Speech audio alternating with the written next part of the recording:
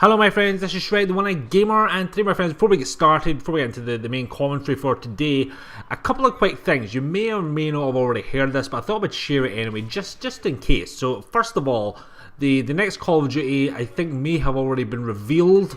Some information has been leaked. Someone who works with Treyarch, I believe, he does one of the voices for Black Ops, actually tweeted out that the next Call of Duty is going to be Black Ops 3, which was kind of obvious. That was probably what was going to happen. It was sent out on Twitter, but the tweet was actually removed like a minute after it was posted, so you know it's not 100% obviously confirmed, but it's kind of obvious that's what it's going to be. So we do still have a long time to wait until we get to Black Ops, the next Call of Duty game, but you know, I thought that's something to keep in mind, something to probably look forward to. Nextly, this is if you're a YouTube commentator or whatever, and you like post gameplays, of course, of Ghosts. The fog map, one of the new DLC maps, which the special field order is you become Michael Myers.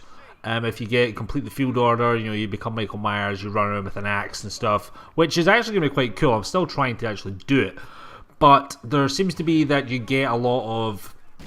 can get copyright strikes against the video if you do post it and you're Michael Myers and you run out, because when you become Michael Myers, the Halloween music plays in the background. So now you're getting copyright strikes against your video because their music is in Call of Duty, which is kind of dumb. I think it's kind of stupid, because clearly Call of Duty are probably paid to have the right or whatever to use the music in-game, which in turn means we are allowed to post Call of Duty content. Obviously, if you're partnered and all this kind of stuff, you're allowed to post Call of Duty content, so you should be able to provide and post anything that is within the game, and it should be fair. It should be fair usage. That's just what I think. So let me know what you think about that. But you know, that's just not. I mean, not everyone's going to get struck against. Not everyone's going to post it just running around as Michael Myers. I'm sure probably a few people might, because you probably would get some funny moments and things doing that. You run around with an axe and hacking people to death on the fog map. And the fog map is actually quite good. I do like it. And there's a fire engine going past my house. This is quite annoying. So anyway, on today, my friends, the gameplay you're watching, we're on Containment, one of the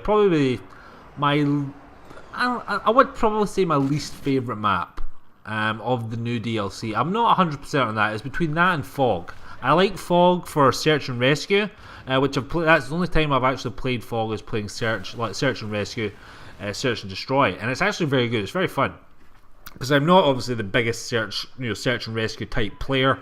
It's a game that I play very, very rarely, but because I'm just playing the DLC playlist, I always get flung into games, and instead of backing out, I like to at least test my skills in the search and destroy kind of area. But it's actually quite good. But we're on Containment, and we're playing some Domination. Now I had another Containment gameplay that I was going to use. It's actually better, but I wanted to use this because we're playing Domination, because I want to speak about Domination of this map. First of all, I think Dom in this map is fucking awesome. I think it's super cool, because the first time I played it, I spawned in at C flag, and I was like, God, the flag is inside a building. That is a pain in the ass. People are just going to throw grenades and all this. Very easy to kill them off flags and stuff like that.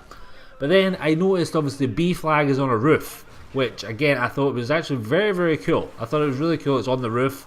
It's very hard to kind of camp and defend B flag, you know, from a set position. There's only one or two areas that you can hide to, you know, protect B flag, because it's covered by, obviously it's on a roof, so it's harder to get a good line of sight, and from the seaside there's lots of trees covering, you know, the top of the roof, so you can't actually get a good line of sight to see the enemy. So it's actually a very, very good place to put the B flag. It makes the game more enjoyable, because I think we alternated the B flag at least about 10 times in this game. It went from us to them, us to them. We actually lose this game finally, unfortunately, but it's very cool that the B flag is there, and A flag is just, you know, just there. They didn't do anything special with A flag, but yeah, I think B and C flag are very cool. They're quite tricky to keep control of, and it makes the game a little more enjoyable. The next thing we're going to talk about, the field order thing for this map, and I've noticed this with one of the other maps as well. We're at it. It's the truck in the middle, the kind of nuclear truck thing. I think you got a mortar fire field order, and it blows up the truck.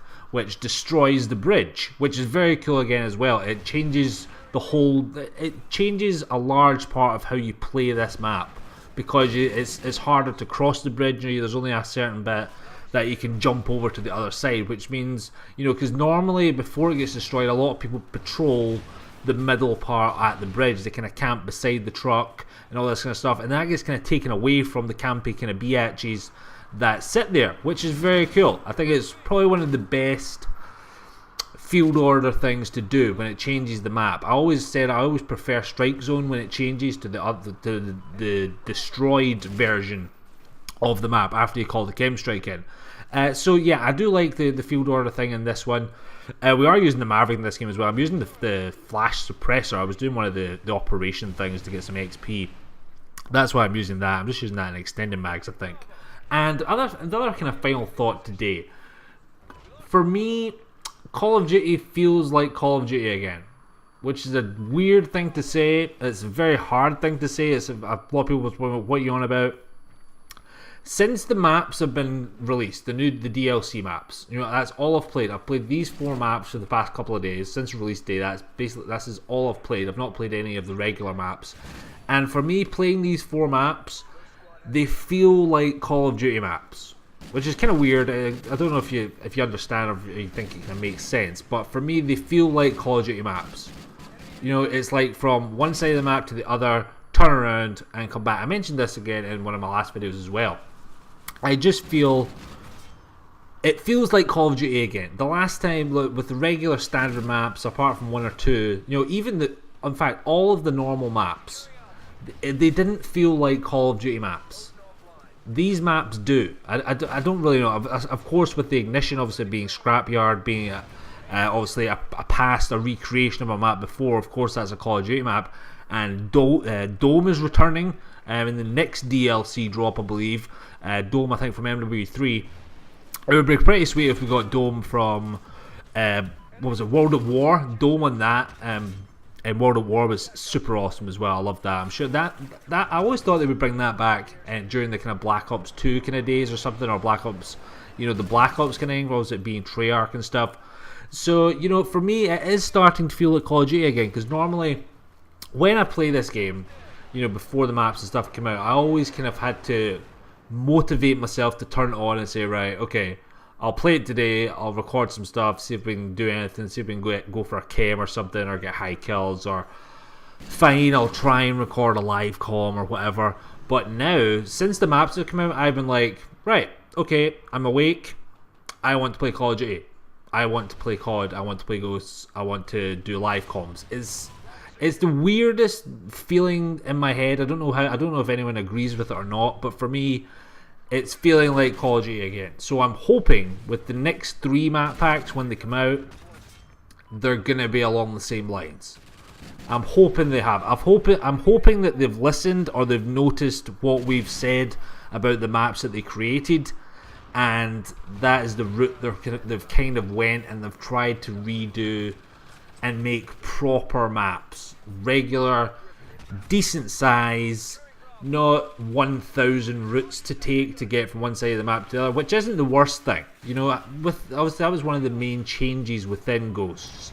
Obviously, instead of just being 3 routes from one side of the map to the other, they've obviously added in, different alleyways and doorways and rooms and stuff, which is a good from a creative standpoint, but for players, it's not good when you've got to deal with biatches and the camping little arseholes that do exist, which is unfortunate, which is very unfortunate, because I see where they've obviously went with the regular maps, the standard ones. It makes for a more creative perspective. If you can come up with lots of different flanking routes and ways to bypass your enemies, it makes both teams work harder. I think if you're playing in a team, if you're playing with friends or whatever, there's a lot more teamwork involved, which is a good thing.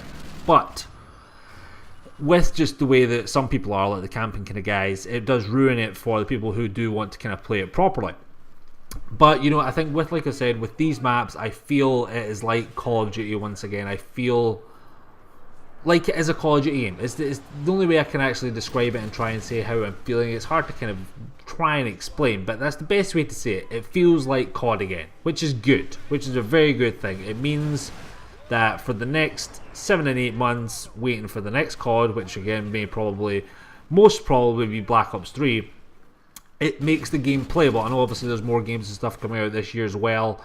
Titanfall and Plants vs Zombies Garden Warfare, which is the game I'm extremely looking forward to. It's out February 28th, so expect to see a lot of that stuff when it is released next month. If you've not seen the trailers of that for it, it looks super awesome. It's like Plants, it's obviously Garden Warfare, so they've obviously adapted from Modern Warfare. That's how it looks. That's how the image of it is. It's like a plant stood in, like this kind of same idea of when it was Call of Duty Modern Warfare. It was like the guy shadow thing. It looked very, very cool. I'm very, very excited for Plants vs Zombies. If you've not played the regular game of Plants vs Zombies, I suggest you give it a try. It's it's a super fun game. It's really good fun. And now that they've brought it as a first-person shooter type thing, I think it's going to be super beast. So let me know what your thoughts are on the maps as well. Do you think it feels like COD once again? Do you think it's starting to get that Call of Duty feel to it? Are you going to start playing it more? Let me know in the comments and stuff. Like the videos as always, my friends. I'll be bringing out a couple of live commentaries very soon as well, and I'll be putting up a FIFA gameplay on the Hardcore Union channel very soon as well. So I'll see you all later, my friends. Have a lovely day. Adios amigos.